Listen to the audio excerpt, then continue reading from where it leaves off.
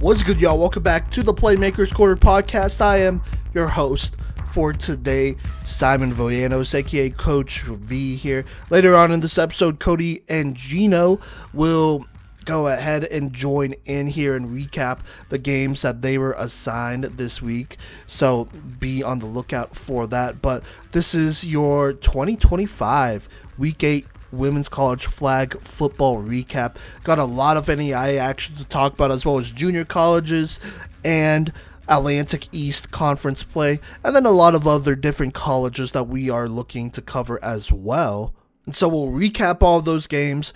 We will do Playmaker of the Week and NAIA Rankings. This is the last week of the Sun Conference regular season, and then I believe next week will be the last week of KCAC play, and then from there on we will be in the postseason pretty much. So there you go there, but without further ado, let's just go ahead and hop into it. Alright, now let's go ahead and begin our recaps by talking about our games, or the games, from April 9th, Wednesday. Some KCAC action here. We had number 18 Cottey facing off with number 11 Midland, and this was a much closer game than I think we would have expected here. Midland would end up winning this one, but it was close for sure here. So here's what would happen. Midland would win thanks to a first quarter score from Andriani Kayo to Morgan Kalasek, 19-yard touchdown to put them up 6-0, and then a short 3-yard touchdown at the 6-minute mark in the fourth quarter would seal this game, as Midland kind of escapes with a win here. 13-0 in a game where the offense had some struggles here and there, and then this Cottey offense unfortunately couldn't score either, so it just ended up being a closer game, but Midland won this one 13-0. Let's talk about number 10 William Woods versus number 21 University of St. Mary here. This really wasn't that close of a game. William Woods would end up winning it pretty handedly, 28-6. St. Mary would score right at the very end here to make it so. And sorry, I think it was actually 34-6. So there you go there. St. Mary scoring in the fourth quarter with a garbage time touchdown. But here are some of the stats from the game. Mackenzie Hicks, 20 of 39, 202 yards and 4 touchdowns. Only 1 interception thrown here. And I'm just going to throw this out there. I don't know if these stats are completely complete because I see 2 different scores here. So I'm just going with the higher score. So just throwing that out there. But as far as receiving goes, and what I see, Yvonne Brussel had 8 receptions for 78 yards and a touchdown. Kennedy Van Noy, great game here, 6 for 62 and 2 touchdowns. Natalia Hernandez de Leon, 3 for 38 and a touchdown in this one. On defense for them, it was Kennedy Van Noy and Jaden Jalbert who led with 7 tackles each. Yvonne Brussel had another great game, 1.5 sacks in this one and 6 tackles. And then it looks like Emma Anderlich had a nice pick, I believe. No, or sorry, not a pick 6.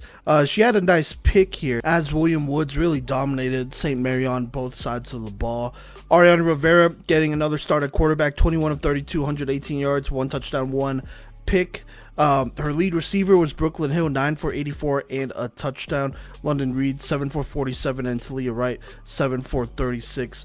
On defense for them, London Reed had 5. Valerie Chacon, 3 tackles, 2 sacks, and then Sanaya Glover had an interception, but obviously not nearly enough to beat William Woods, as William Woods wins this one pretty easily. What's good, y'all? It is Kodey Stauffer here, continuing to recap just past week's action on the non-NAIA levels, but there's going to be some overlap with some NAIA squads here. This little segment is going to be every game that happened on April 9th, 2025, as well as one on April 10th, just because there's not a lot of information on it. But Bethel versus Pratt Community College is one of the ones that had the most information. On April 9th, Pratt was up 21-0 before Longman found Schmidt for a score, and then Pratt scored 4 more times in the second half here for Bethel. Longman and Gonzalez in the quarterback room combined to go 13 of 36 for 125 yards and 1 touchdown to 2 picks. Meanwhile, Xavier Mann had 4 receptions for 80 yards. Pratt, on the other hand, with Brooklyn Delgado, went 12 of 25 for 235 yards, 5 touchdowns, 2 interceptions, 51 rushing yards, and a rushing touchdown. So a 6-touchdown performance from Miss Delgado here, absolutely just tearing it up. Cameron King, 3 receptions, 95 yards, and 2 of those scores. Dania Smith here, 4 receptions, 48 yards, and 2 of those scores. And both of those athletes also recorded an interception on the defensive end. Now, we also got Florida Gateway here, who took on Daytona State, beating them 42-6. And then Daytona State would also lose to Thomas 60-12 here on April 9th here. And then last but not least, this April 10th game, Emmanuel fell to Reinhardt 38-6 just the next day. Starting us off here in the Sun Conference recap here in Week 8, we have the Keiser versus Weber game. And in this one, Keiser got a big-time win over Weber, 42-6. Haley Young had a very solid game. She had 5 touchdowns and 240 yards on 30 for 35 passing. Brenna Ramirez and Janasia Wilson both had 2 receiving touchdowns. And then Kennedy Foster had 2 interceptions and a receiving touchdown on offense. And then you also had Adriana Cavalotti, who led the team in flagpoles with 11. And then for Weber, Caitlin Sigmundi had an interception on defense. And then on offense, she added 8 receptions for 84 yards. Another game that happened on Thursday was one of the last rivalry games of the regular season, the Battle of Miami Gardens between St. Thomas and Florida Memorial, and St. Thomas would go ahead and win this one pretty easily once more, 34-7. It's been a minute since FMU has beat them, but St. Thomas came to play, and they had a good performance here. Brooke Bogatz, playmaker of the game, playing in her first, not Battle of Miami Gardens, I'm pretty sure she was in it, but this is her first season for them, and so I believe this is her second game that she got to play in here, but went 19 of 34, 45 yards, 4 touchdowns, also had 22 rushing yards, did throw 1 pick. On the receiving side of things, Jada Graham caught a long 77-yard touchdown to Shumba Washington, 2 for 66 and a touchdown. Then you also had Rayona Baker and Leah Cruz with a touchdown each. On defense for St. Thomas, Rayona Baker led with 8 tackles and 2 interceptions, and then you also have Tashumba Washington adding on another interception as St. Thomas was productive on both sides of the ball. For Florida Memorial, they were coming off of a pretty good win here. Unfortunately, they lose. Josiah Christie won 23 of 44 for 211 yards, 1 touchdown, 2 picks. Brianna Reyes 3 of 5 for 36 yards and a pick. Their lead receiver was Jada Grant, who had 8 receptions for 66 yards. The playmaker of the week from last week, she caught one of the lone touchdowns in this game. She had 7 receptions for 51 yards and that 1 touchdown. On defense for FMU, Kamisha Moore led with 5 tackles, but obviously that would not be enough as St. Thomas takes care of Florida Memorial 34-7. On Thursday the 10th as well, we had one KCAC game. It would be Baker versus Southwestern. That would be number 5 Baker versus number 13 Southwestern. And this was a statement win by Baker, who won this one 51-14. Southwestern scoring garbage time points in the 4th quarter here. But this was not even close here. Tara Lorente had herself a game, 21 of 35, 281 yards, 5 touchdowns. Also had 15 or 13 rushing yards, as well as a 58-yard receiving touchdown from Sanaya Waller. So that's kind of insane there. Kaylee Phillips, 2 rushes for 35 yards and a touchdown. And then as far as receiving goes, I feel like I'm about to say this name wrong, so excuse me if I do, but I think it's Maziel Peralta. She had 3 receptions, 89 yards, and 2 touchdowns. Melanie Osmar, 4 for 63 and a touchdown. Lorente obviously had that big receiving touchdown there. Zabaleta with a touchdown. Jalen Harris with a touchdown in this one. On defense for Baker here, it was, I believe, Destiny Martinez who had 4 tackles. And I do not see any sacks here for this team, but they did get 2 picks. Osmar got 1, and then Peralta got 1 as well. For Southwestern, they were just not in this game Kennedy Hayes struggled against his defense, 11 of 30 for 101 yards, 1 touchdown, 2 picks. The lead receiver was Olivia Manfrey, 3 for 31, followed by Viviana Solis, 4 for 29, and then Tegan Smith had a touchdown in this one. But I believe that was their only offensive touchdown here, as it looks like Mary Jones had a big pick 6, but obviously in this game it really doesn't matter that much here. In a game that wasn't super close. Solis led with 5 tackles. She also had 2 breakups. Mary Jones had that big pick 6, but that was pretty much it, as Southwestern lost a real tough one to Baker, 51-14. On Saturday, April 12th, Warner got a big-time win over Weber, 28-21, with a last-minute touchdown. The QB, Catherine Hutchinson, went 13 for 17 for 133 yards and 3 touchdowns, including that game-winning touchdown pass to Jessica Finley. Speaking of Finley, she led the team with 60 receiving yards and 2 touchdowns. You also had Anna Vincencini lead the team in receptions with 8 and a receiving touchdown on top of that as well. Defensively, Andrea Castillo had an interception for the Royals.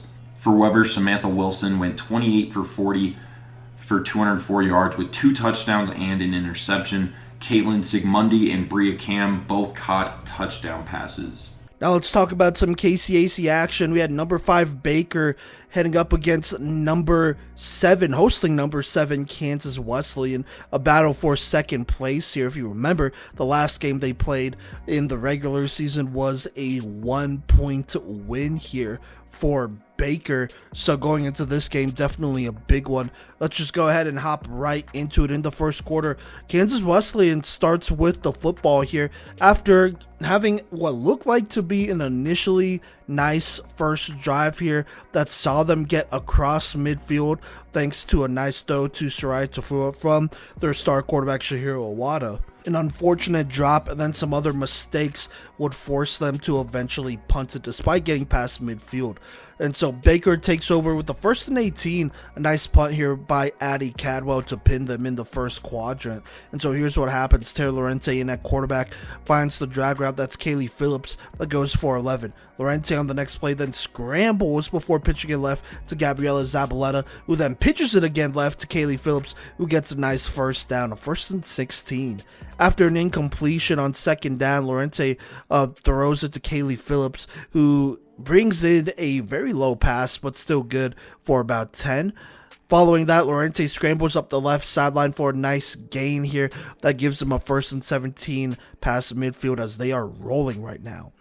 But once more, on this next play, Lorente this time scrambles right up the middle, gets about 15 yards, and then an end around to Sanaya Waller, who would throw it, would unfortunately be dropped. That would have been a big play, and so that sets up 3rd down, knocking on the red zone here. And on 3rd down, they run a speed option left with Lorente, who gets the 1st down, making it 1st and 14. Before they could run a play, though, there would be a false start, so we got a 1st and 19 here in the red zone, and Lorente scrambles right before pitching it for a couple here that goes for 7. On 2nd, Lorente scrambles left before making a beautiful pitch, seamless left to Gabriela Zabaleta, who walks it in here. This was just a great play by Lorente to get her into the end zone, and so that makes it 6-0. PAT's no good as it is overthrown. Now for Kansas Wesleyan, on their 2nd drive, the struggles continue with drops here. A drop on 1st and 3rd down would pretty much end this drive as they go 3 and out. And that's where we pick up here in the 2nd quarter, start of the 2nd quarter after the punt. Baker has a 1st and 1 approaching midfield to start the 2nd. And on 1st down, Lorente launches one deep down the right sideline here to a wide open, I think it's Maziel Peralta, who's just open on this one. A little underthrown, so it doesn't exactly go for a touchdown right away, but the damage is done. It's now 1st down and 4 in the red zone.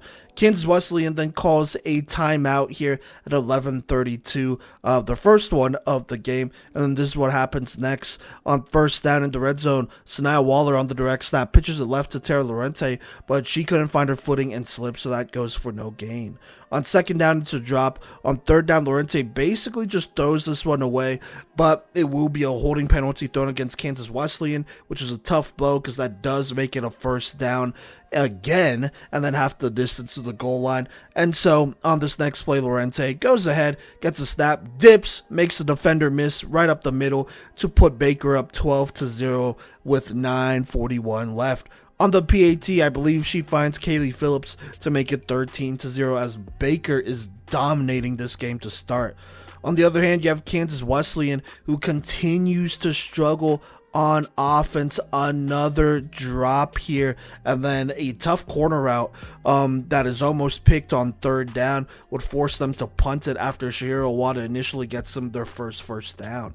And so another punt here, Baker with a chance to go ahead and go up 3 scores. It's 1st and 5 approaching midfield, but they hit a couple snags of their own. A low pass is incomplete. They then have a drop here, and then they run a play, but it's caught short of the first, so now it's 4th and 2. They go for it here, and Lorente tries to throw it over the middle, threading it over the needle on a long pass, but this one is overthrown here. It looks like a receiver also got tripped up, but I don't think it was catchable, and I also think this was just not the throw to make here on 4th and 5 to get a first down. And so that's a tough turnover on downs. Now Kansas Wesleyan, they get bailed out of situation here as that drive did not result in a score, but they continue to struggle. 2 straight drops again to start this drive. They've had a drop on every single drive so far here, and so they end up going 3 and out.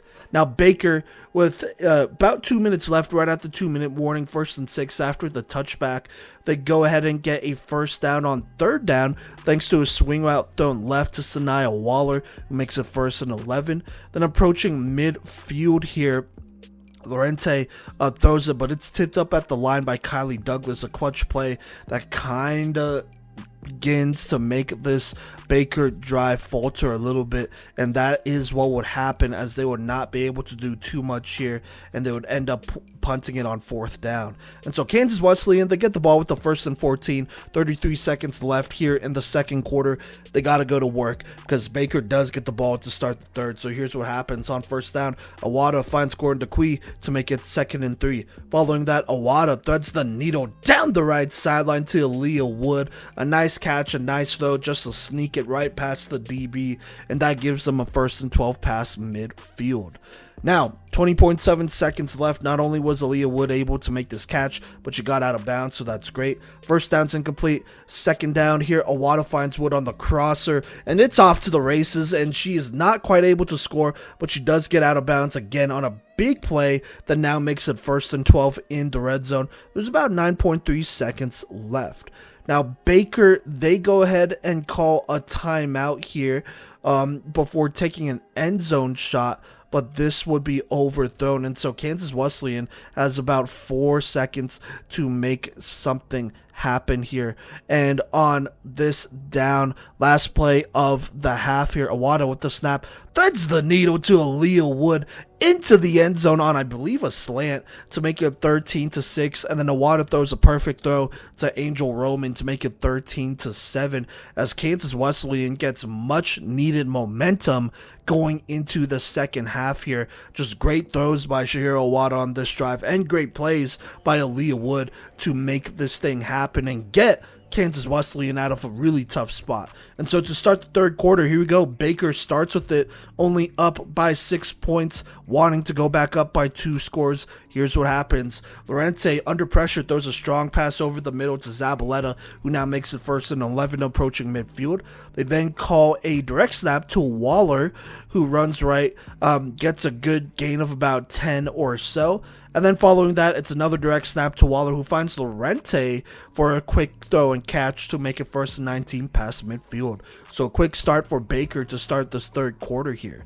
On the next play, Lorente gets snapped this time, finds Zabaleta just a little bit late on the drag, but it is the right decision here, and she makes an all-hands catch, a nice one here, for about 9 yards. But then on the next play, Lorente throws it and just airmails this one off the mark, and Aaliyah Wood gets a massive interception to end this drive, and just like that, Kansas Wesleyan is back in the driver's seat, it feels.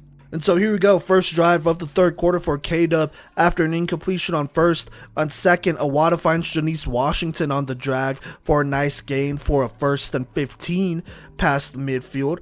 Following that, Awada finds Aaliyah Wood, who sidesteps one defender before breaking off a nice gain here for a 1st and 15. This time in the red zone, Aaliyah Wood having a heck of a game in this one. On first down, Awada scrambles right up the middle for another 10 yards. On second, Awada decides to eventually scramble here, but is stopped just short of the end zone. And so now that brings up 3rd and 2 here. And on 3rd and 2, Awada throws it, but this one is dropped. Again, another drop on another drive. So now it brings up 4th down, Kansas Wesleyan really needing this play here. And here's what happens. Awada with the snap, throws towards the right corner, the back corner, and finds a wide open receiver in DeQuee to tie this game at 13-13.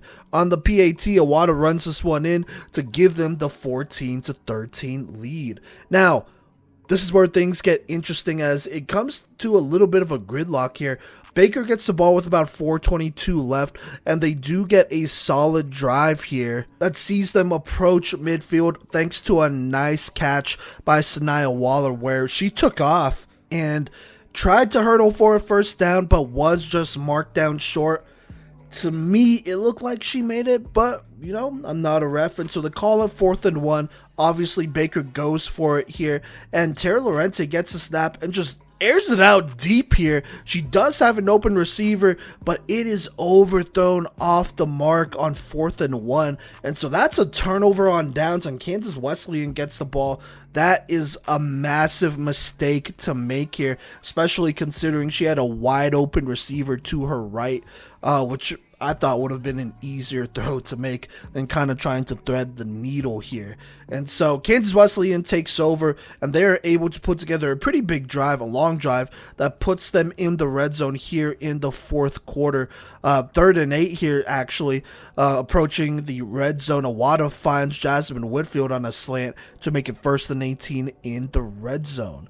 Following that, Awada finds Janice Washington on the drag route, but she kind of trucks the defender, and so now it's 2nd and 21. And then on 2nd down here, Awada gets a snap, rolls out left, and then kind of tries to throw across her body down the right sideline.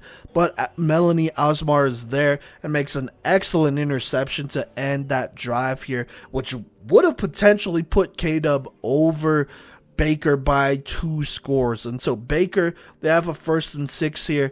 After the interception, here's what happens. Lorente checks it down to Krauser, but it goes for a loss of 1. On 2nd, it's a high snap, but it's corralled, and it's a quick throw left to Mahogany Simmons that goes for 5.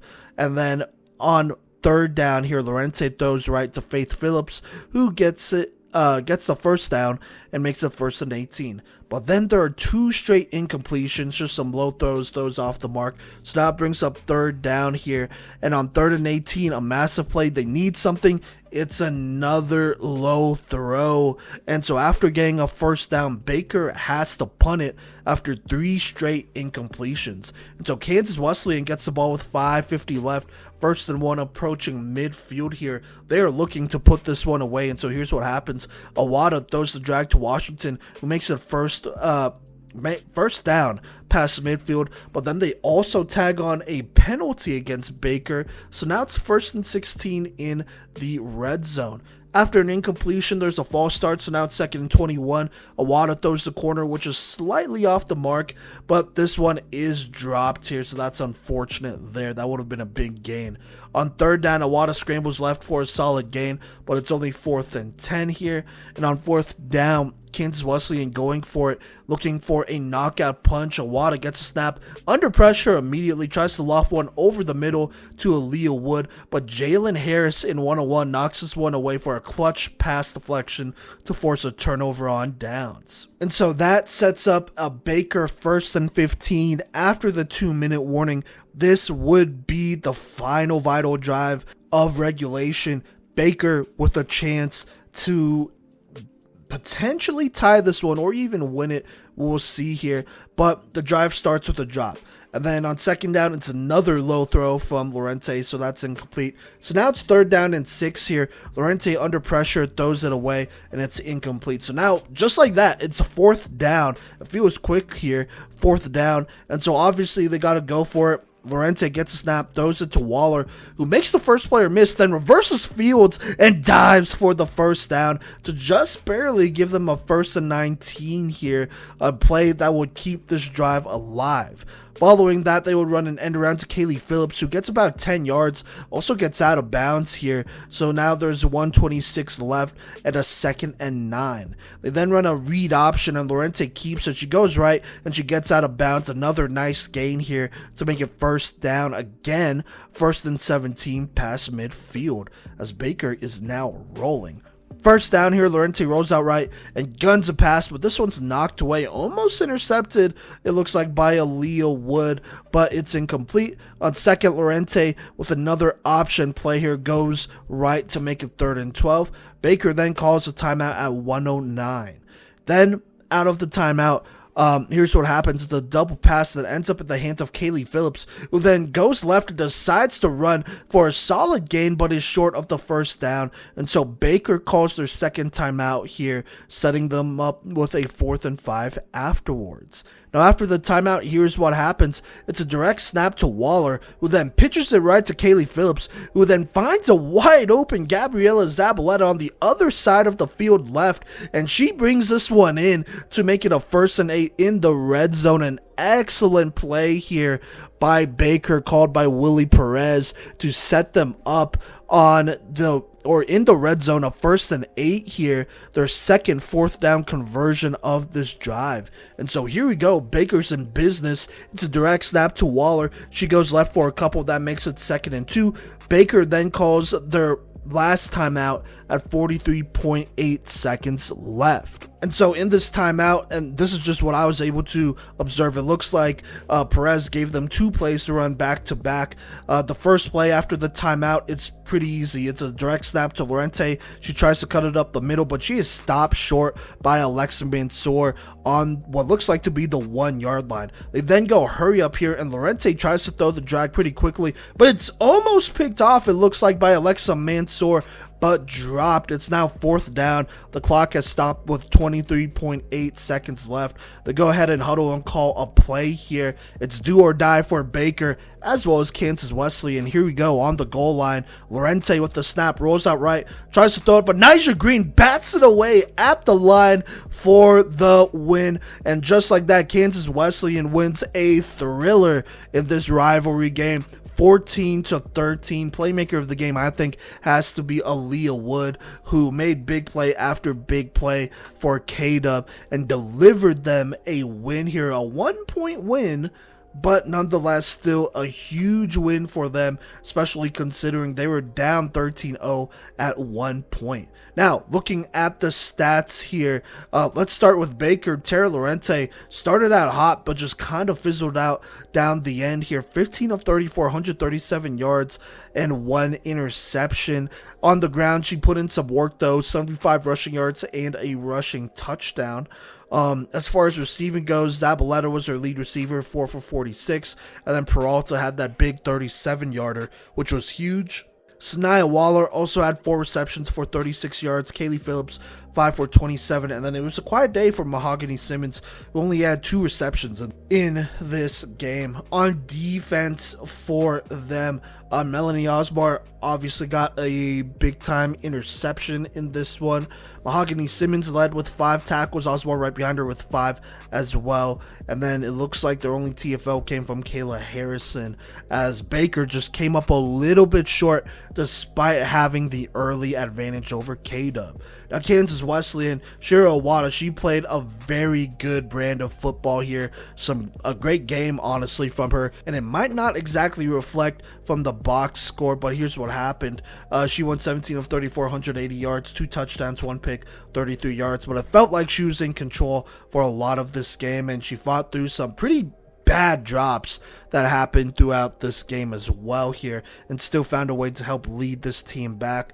But their lead receiver, it's pretty obvious. It was Aaliyah Wood, who has been their most reliable receiver all season. 7 receptions for 99 yards and a touchdown. Duquie had a receiving touchdown as well. And then the second leading receiver for this team was Soraya Tafua, who only had 2 receptions for 22 yards. So it really was Aaliyah Wood putting in a lot of work for them. Aaliyah Wood also had that big-time interception, which gave them an opportunity to retake the lead there right at the end of start of the third quarter of the second half here. She also had 3 tackles. As far as defense goes, Angel Roman, Alexis Lucas, it says Alexis Lucas here, and Aaliyah Oliver each had 4 tackles in this game. So there you go there. Kansas Wesleyan, I thought their defense played really well after Baker hit him with a pretty nice 2-drive performance to start the game here, and then Kansas Wesleyan settled down. Their defense held on, even though their offense was really cold to start the game and for most of this game, to be honest with you. So that was big time by the defense to make some big plays, especially at the goal line there. Shout out to Alexa Mansour, a huge stop on that run by Lorente, and then that eventually forced them to throw it, which resulted in her getting that deflection, and then another deflection in the fourth by Green would go ahead and seal that game. So this K-Dub defense played excellent here. Offensively, a lot of the same struggles that we have been talking about, highlighted for over a year now, it feels, but Aaliyah Wood really stepped up. She had herself a legacy game, it felt like, in this one, with that tough touchdown catch and then that interception to go ahead and get Kansas Wesleyan back into it.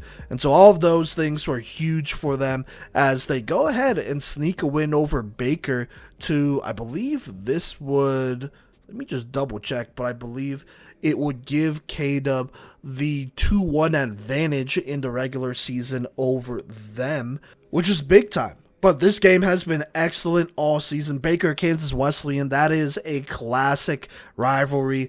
All their games this season have been decided by 1 score, so that's insane just to think about. It will be exciting to see them face off again. But for now, Kansas Wesleyan gets away with a big-time 14-13 win over Baker on the road. Talking about more KCAC action on Saturday, we had number 12 Graceland play number 21 St. Mary here, and they would take care of them pretty easily, 35-8 here. Caitlin Shannon with another great game, 28 of 41, 251 yards, 5 touchdowns here. That's probably your obvious playmaker of the game here. She had 5 rushing attempts, but did not have much success there. Shyla Barrios, 3 rushes for 27 yards, though. As far as receiving goes, Kamani Freeman, 5 for 83 and a touchdown. Amari Bird, 4 for 77 and a touchdown. Delaney Mondino, 4 for 39 and a touchdown. And then Shyla Barrios also had 8 for 33 and a touchdown. Makia Verdun also had 15 receiving yards and a touchdown in this one here. Shyla Barrios, Ayana Hanna, and Delaney Mondino each had an interception as well. And then it was Amari Bird and Ayana Hanna who led with 6 tackles each. For St. Mary, the struggles continue here as things are pretty bad. Ariana Rivera, 15 of 28, 100 yards, 3 interceptions. Lead receiver was Layla Mays, 2 for 33. Trinity Scott right behind her with 4 for 32 here. And then nobody else over 20 receiving yards. On defense, Charisma Delgado led with 12 pulls, followed by Trinity Scott with 8.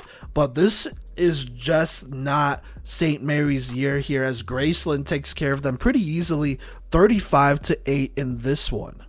Let's talk about number 18 Cottey versus number 22 Bethel. Cottey came out and they dominated this one from the beginning here, winning 28-0. A 16-point third quarter would really put this one away for them. Interesting enough, NAIA Griffin started this game and won 7 of 21, 113 yards, but did throw 3 touchdowns, had 2 picks. Lissa Hollis had 34 rushing yards. Griffin, by the way, also added on 28 rushing yards. As far as receiving goes, Leslie Chalmers had a long 29-yard receiving touchdown. Alina Jean-Baptiste, 2 for 27 in a receiving touchdown, and then Tobias Squire with a receiving touchdown here. On defense for Cottey, Squire led with 4 tackles here, which was big time. And then Jonathan Tolentino had an interception. I don't believe anybody else got a turnover or a sack.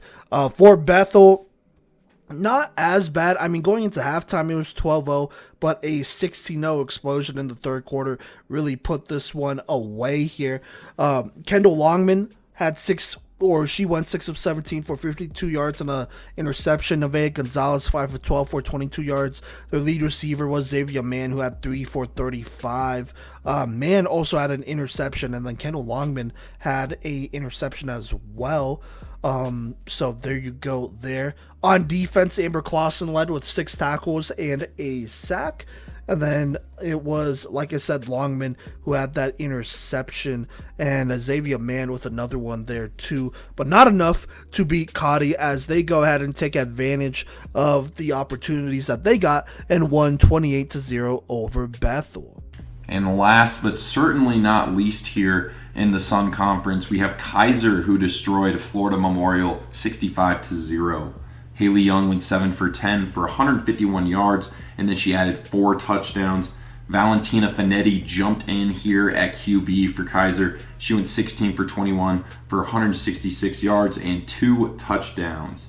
Ashley Clam had a great game at receiver. She only had those 2 receptions, but both of those went for touchdowns, along with 78 yards.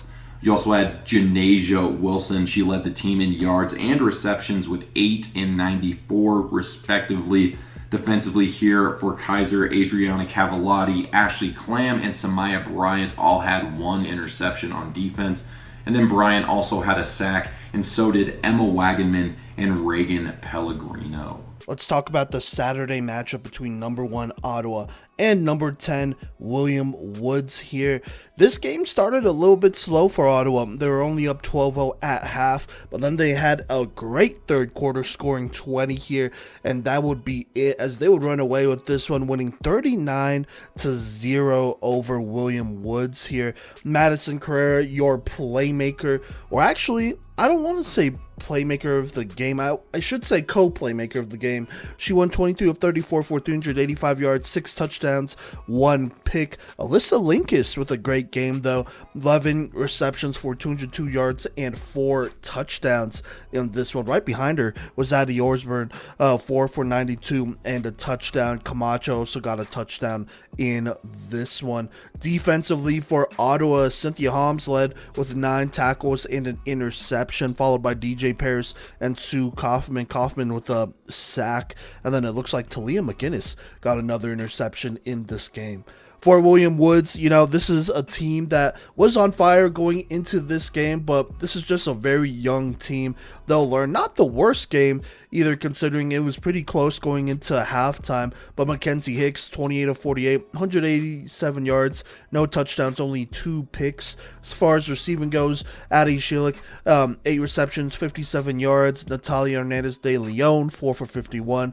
Yvonne Brussel, 6 for 50, and then Kennedy Van Noy 4 for 26. On defense, Van Noy and Schillick led with 5 each, and then it looks like Emma Anderlich got another interception in this game, but not enough to knock off Ottawa here, who continues to roll. A very convincing win for them as they have won 14 in a row. They now play Kansas Wesleyan on Tuesday.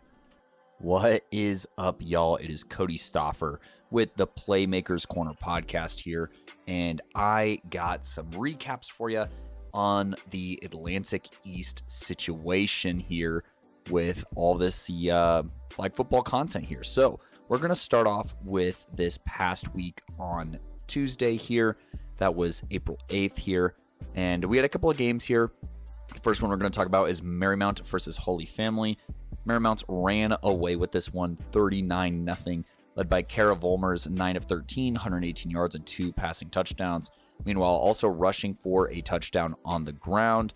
And I mean, just overall, this defense dominating wholeheartedly. 3 interceptions on the day, 4 pass breakups, and just a constant pressure here on this Holy Family squad here. Now, moving on to another game from that day here. We had Delaware versus Eastern here. This one was a really close game actually here, as Eastern barely managed to pull it off here, 12-0 over Delaware here. Now, Eastern scored an offensive and defensive touchdown in the first half, and that would be enough to get this game going. You had Jariah Johnson, who picked off a pass for a 44-yard pick six.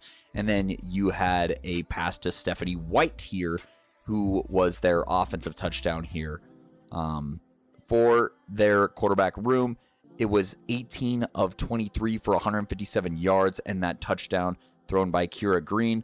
So that is ultimately what led to that dub over Delaware. Now, in some other action moving along through the week here, we had a few games all in the span of just a few hours on April 11th here. So we'll talk about all 3 of those. The first one being Newman versus Centenary here. This was had at 11 a.m. Eastern time and was kind of a slow game here. Heading into halftime, it was a 7-6 Centenary lead over Newman, so very close at that point. However, Centenary would pull away, scoring 2 touchdowns in the second half and winning this game 21-6. For the winning squad here of Centenary, you had Eve Haddad, 3 of 5, 9 yards, a touchdown and a pick, but per usual, they were running the ball a pretty decent amount. Jenna Magrino here, 10 rushes, 44 yards, and a score. Eve Haddad also found the end zone as well, and then Kyrie Keys and Mackenzie Almestica here both had multiple rushing attempts. For Newman here, just a tough day for Kayla Mayshire, who threw 3 interceptions, but ran for 118 yards and a touchdown. So just doing some phenomenal athlete stuff here. And then defensively, Newman did have a pick also by Kayla Mayshire. And, that's one of their highlights of the day. Meanwhile, Brianna Worthy had 2 picks, as well as Anais Peralta here, who had an interception of her own in this big win over the opposing Knights here of Newman. Now, moving on to the game right after that, Newman ran it back and would play Eastern, but Eastern would be dominant in this game, walking away with a 35-6 win. Once again, Newman just kind of struggling with turnovers here and turning the ball over a few times. Meanwhile, Kira Green put in a phenomenal performance for Eastern here, 11 of 19, 156 yards and 3 passing touchdowns, while also adding on a rushing touchdown on the ground. She was joined in that effort by Kyla Massenberg, who also had a touchdown of her own. As for the receiving core, it was 3 different receivers catching touchdown passes, but Demie Moyer here had the long of 66 yards on a touchdown reception here. Looking at the defensive effort from Eastern, like I said, 2 picks here. Moyer getting one of those, as well as Geiger getting the other one. And just a great showing for the Eagles. Now, they would follow that up with another great showing, just a defensive masterclass on this Friday, April 11th here, with a 28-0 win over Centenary here. For the Eagles, Kira Green, 14 of 18, 141 yards, 2 touchdowns to just 1 pick. Meanwhile, Kyla Massenberg had 70 rushing yards and a rushing touchdown in this big win. Once again, Moye here, 6 receptions, 103 yards and 2 touchdowns, just going absolutely ballistic, seeming unguardable by this Centenary secondary here. And as for the defense here, they did get 1 pick, Centenary, that is from Jenna Magrino, so that was their efforts. But Stephanie White had a pick with an interception return of 61 yards, and Trinity Upton also had an interception. So just a big day for the Eagles, coming out 2-0. Now, something that's not going to show up in the conference standings, but I was able to find, is that Marymount here played Gallaudet on April 12th here, and I believe this is actually Marymount's first loss on the season here. They lost to Gallaudet 26-6 here. It was a 6-6 game heading into halftime, which is the crazy part, but Gallaudet here would pull away here for Marymount. Kara Volmer, 15 of 24, 114 yards, and 2 picks to no touchdowns here, but did rush for a touchdown, but was just constantly being harassed in the backfield, causing some of these mistakes here. For Gallaudet here on the offensive side, Crystal Salit here, 14 of 25, 130 yards, 2 touchdowns, and a pick, while also rushing for a touchdown here. And defensively, 3.5 sacks from Raj Gutler here. That is definitely going to be the most that you could ask for. And then Hadassa Sklar here also got a half a sack. Meanwhile, Cam Luxau as well as Gutler here both notched interceptions. Talia Boren and Gutler both had multiple pass breakups. Gutler here just turning in a iconic performance here. If we had Playmaker of the Week considerations for JUCO here and other levels outside of just NAIA, then and D3, D2, what have you, this would definitely be one of those considerations. Let us know in the show notes on Spotify or in our DMs if we should consider Playmakers of the Week in addition to, or just as the one Playmaker of the Week on other collegiate levels. But I digress. That was still a 26-6 win for Gallaudet here. Now moving on here, April 12th, Eastern got a huge win over Keene, 54-0. Kira Green, 14 of 19, 160 yards, 4 touchdowns to 1 pick. Meanwhile, Massenberg had 2 rushing touchdowns. Moye had 3 receiving touchdowns on just 6 receptions here. And the defense, was just obviously feasting here. 4 interceptions for Trinity Upton. It seems like a lot of pop flies were going up. Stephanie White also gets one here. Just a big time win. And finally, we make our way to Sunday's action, April 13th, and Marymount bounces back with a big win over Penn State. Schleichel, I always mispronounce that, but regardless, it is 42-0 for Marymount here. Led by Kara Volmer, 15 of 21, 170 yards, 3 touchdowns to no picks. Also, Yarlis Torres getting in on the touchdown action with 1 rushing touchdown. Jayla Thompson led in touchdown receptions with 2. Meanwhile, Carly Rivera led in receiving yards with 53. And on defense, just turnover city. Jayla Thompson got 1. Torres got 1. Ashley Ayala Mata, got 1. Avery DeFazio got 1. Leslie Villegas got 1. And Carly Rivera also got 1. It was just all you could eat here. And just not a whole lot going for Penn State here. We then had a Holy Family versus Penn State here. This game would be a very early Holy Family jumping out to a lead here, 12-0 heading into the second quarter before they were able to coast to a 26-6 win over Penn State here.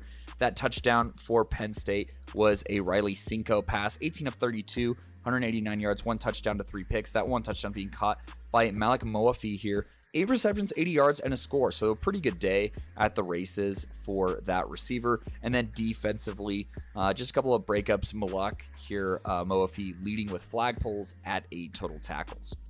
Meanwhile, defensively for Holy Family, you had Alice Davis here, 2 interceptions, 56 yards. And then Delaney Vasquez Nazario here with an interception as well. As far as receiving goes, it was pretty spread out with 5 different receivers getting a reception.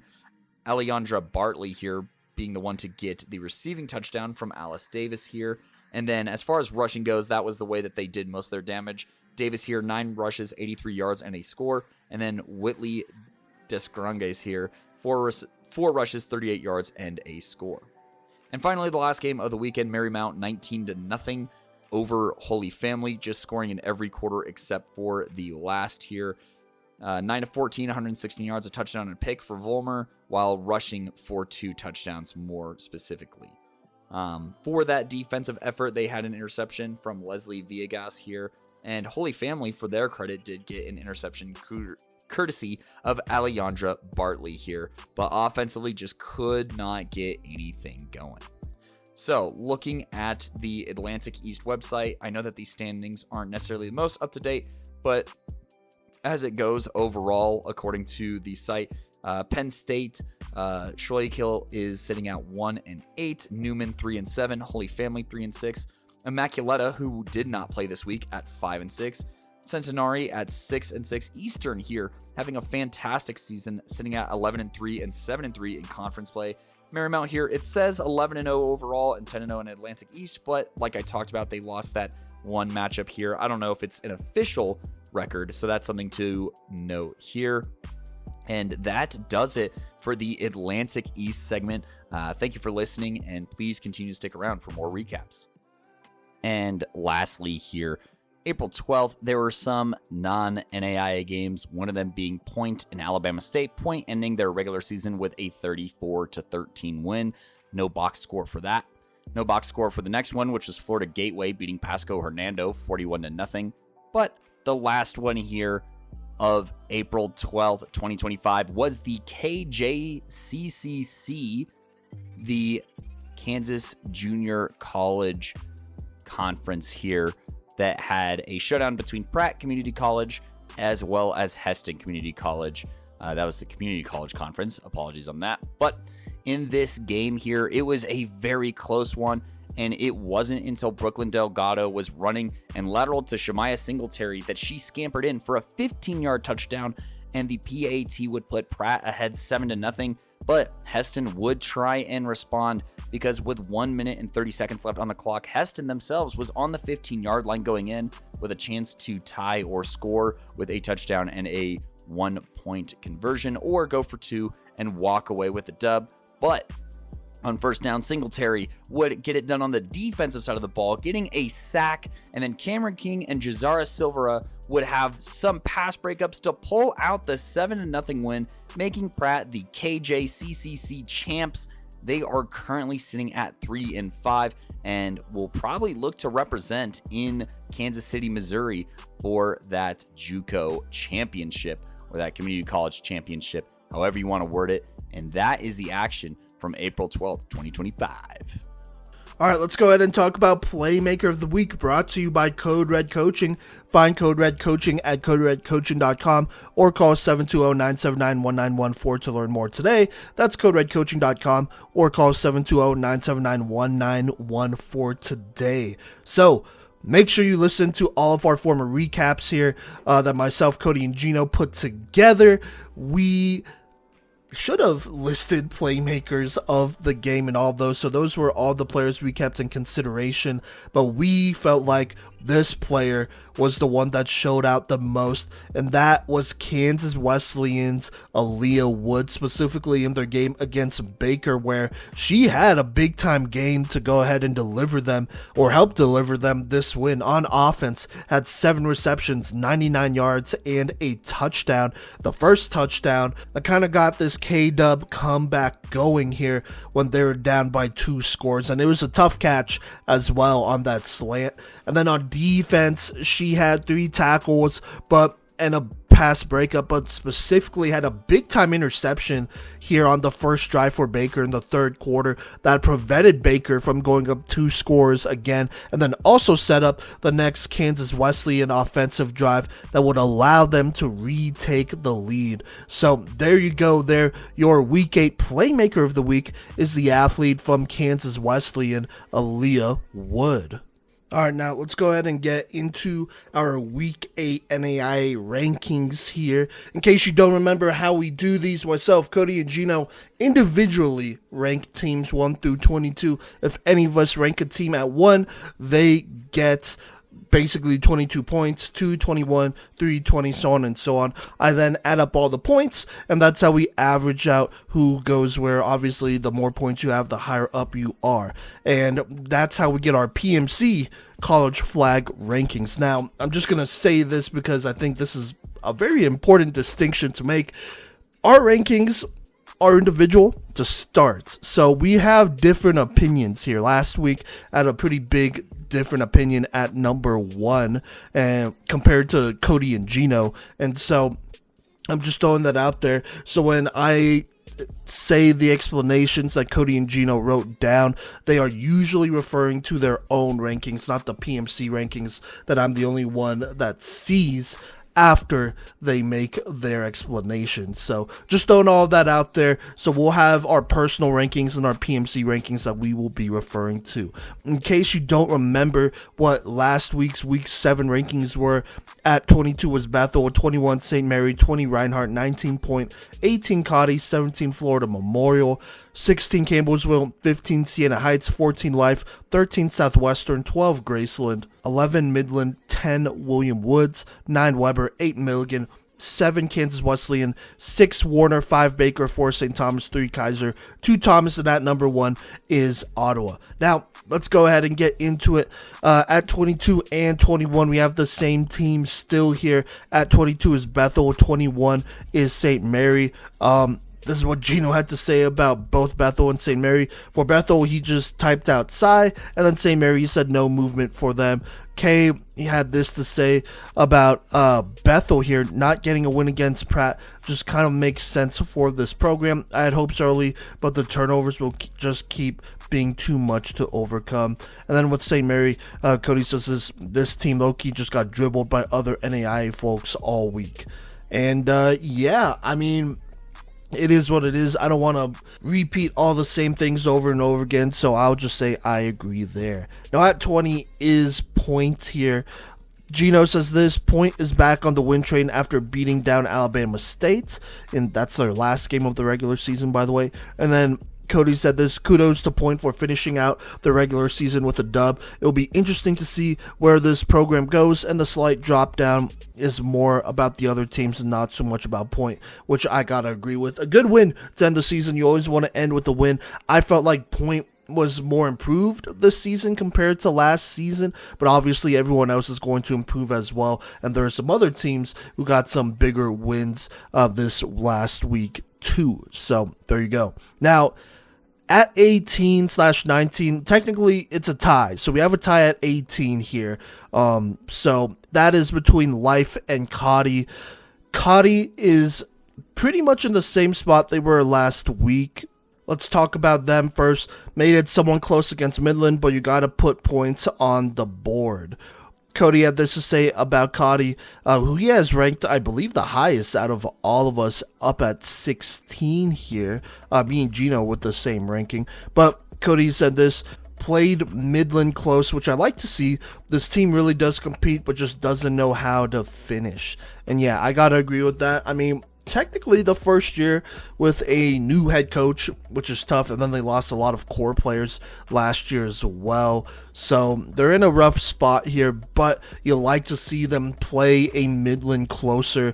They do got to score, you know. I mean, the offensive consistency has always been an issue with Cottey, but other than that, I mean, they didn't regress, so I think you could take that. Now down here with Cottey at 18, tied with 18, is Life, who drops 4 more spots here, which they, if you remember last week, they also dropped 4 spots. This is what Gino had to say: this unprecedented slump by Life has to be studied. They really went from beating Milligan to now having back-to-back losses against 2 teams they should have absolutely beaten. Kodey said this: yikes, Reinhardt stringing together 38 ain't good, and the slump at the time of the season is really bad. These fools have got to lock in. And yeah, I gotta agree with that.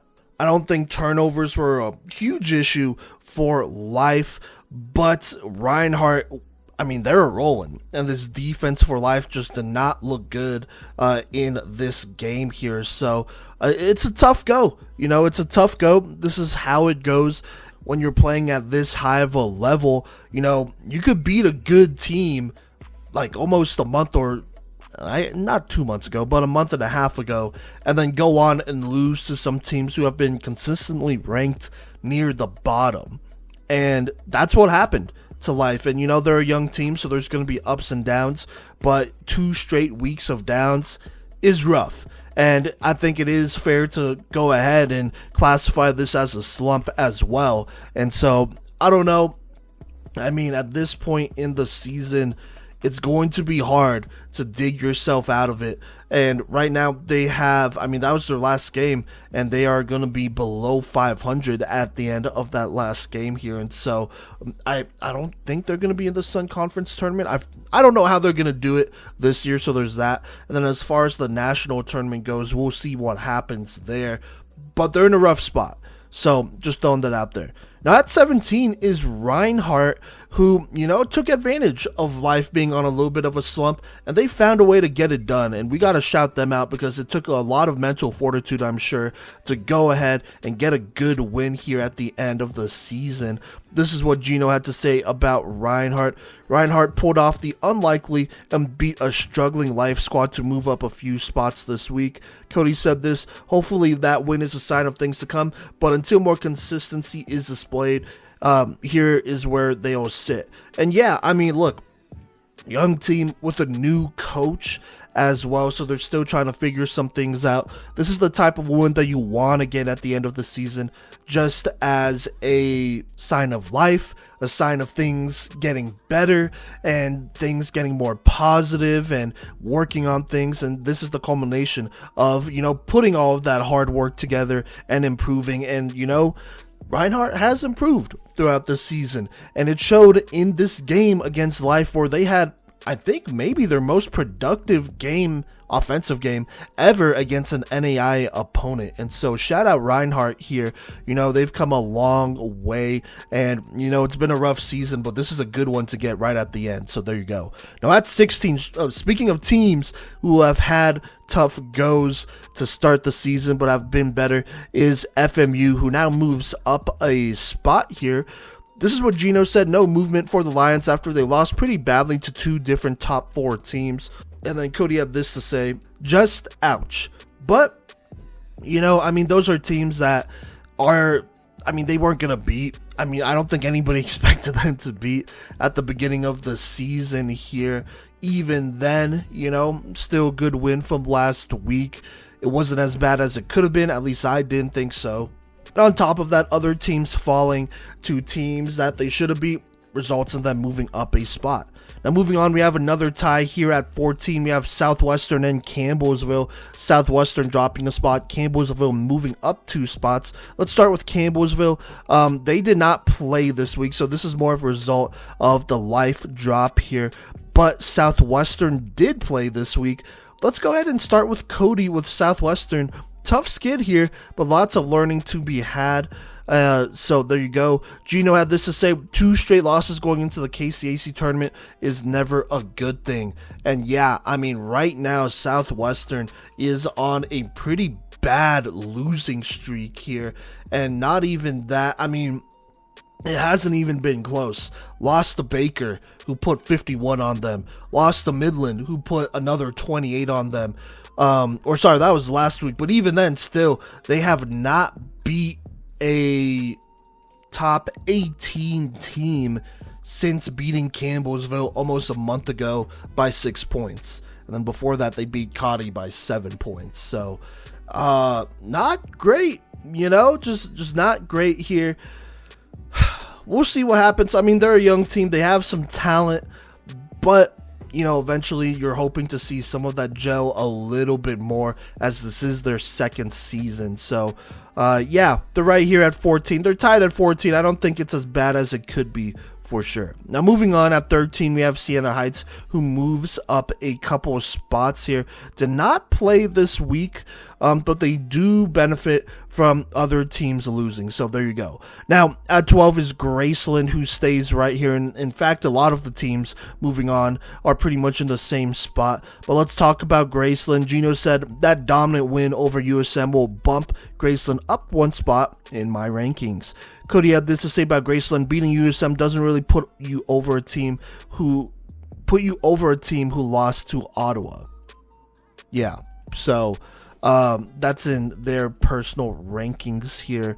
Graceland is at 12 in Kodey's rankings. So there you go. And yeah, I mean, they beat St. Mary, and I think the biggest thing is that they beat them pretty convincingly too. Like, if it was a close game, like, sure, maybe I would have given that to them, but they dominated them, and that probably says more about St. Mary than Graceland. So there you go. Now at 11 is Midland, who stays right here.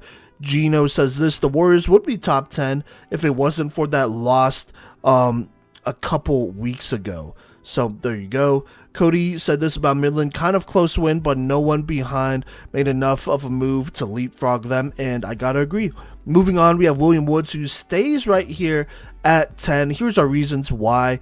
Gino said this: really bad loss against Ottawa, but William Woods are staying over Midland since they beat them a few weeks ago. Kodey had this to say about William Woods, who, by the way, he has below Midland. He said this: yeah, Ottawa will do that, especially to new programs. The Woods scheme on defense is always going to be hard-pressed against the top-tier teams, and it'll be interesting to see how or if they adapt come nationals. And yeah, I mean, I'm just going to throw this out there. This was a pretty close game up until the third quarter where Ottawa, really pulled away there. But William Woods slowed them down enough here. Knowing the way Ottawa plays, they probably only gave William Woods like 2 or 3 possessions in the first half, and that's tough. You have to take advantage of every single possession against a contender like that. And William Woods right now, I mean, this is the only team in the country with a bunch of freshmen, so things like that will happen. Definitely not freaking out about them.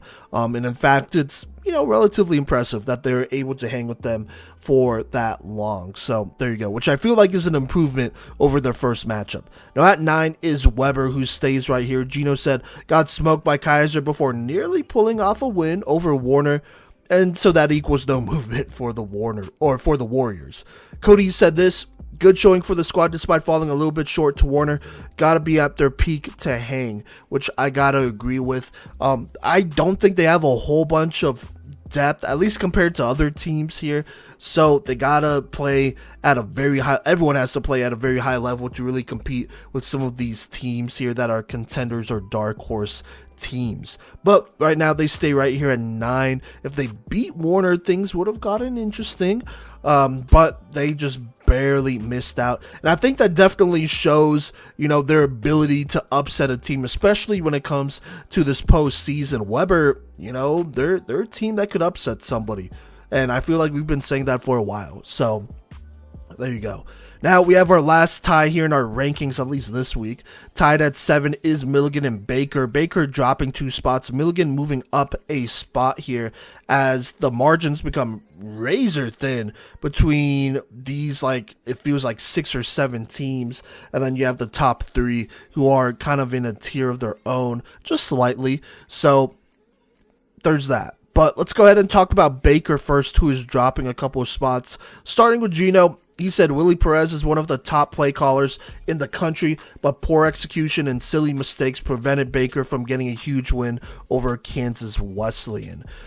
Kodey had this to say about Baker: slight dip, but overall a great budding rivalry with Baker and K-Dub. And yeah, I gotta agree. I mean, this was a game that Baker probably should have won. They were up by 2 scores at one point, and then just for the rest of the game, it felt like there were so many just low, incomplete, short, or overthrown throws that really took them out of this game. Some bad decisions on 4th down at the QB spot as well, which, I mean, I guess you could expect from a younger quarterback, but it's like the same tough decisions at the end of the year as were happening at the beginning of the year. So yeah, I mean, this is a tough spot to be in, and it's up and down for a team that's really young here, but I really felt like they fought.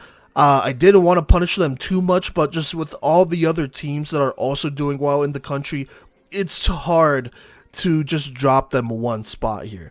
And so they do drop 2 spots, and technically they're still tied here with Milligan. But they're definitely a team that could go toe-to-toe with almost anybody, pretty much anybody in this top 10 if they play their game efficiently. So there you go. Now let's talk about Milligan, who's tied right here at 7. Gino had this to say about Milligan. That loss to life earlier in the year just gets weirder and weirder each week, and that's the only thing Gino had to say about Milligan. Kodey said, played Huntington a little close, but this final game against Campbellsville will determine the most on how I feel on their national hopes here. Yeah, Milligan, they did play Huntington close, but that's a team over there that's been getting better. First year program as well, and I feel like it's been a minute since they've played them, almost a year at this point, so I'm not going to move them down here. They mostly move up because, I mean, one team did drop, and I believe that was Baker. So there you go. I think Milligan is in a very similar spot as Baker, Cottey, all these other teams. So there you go. Now at 6 is Kansas Wesleyan, who does move up a spot with their close win over Baker. Gino said this about Cottey. He said clutch defensive playmaking plus the connection of Shahira Awada and Aaliyah Wood proved to be the secret sauce in the Coyotes' win over Baker.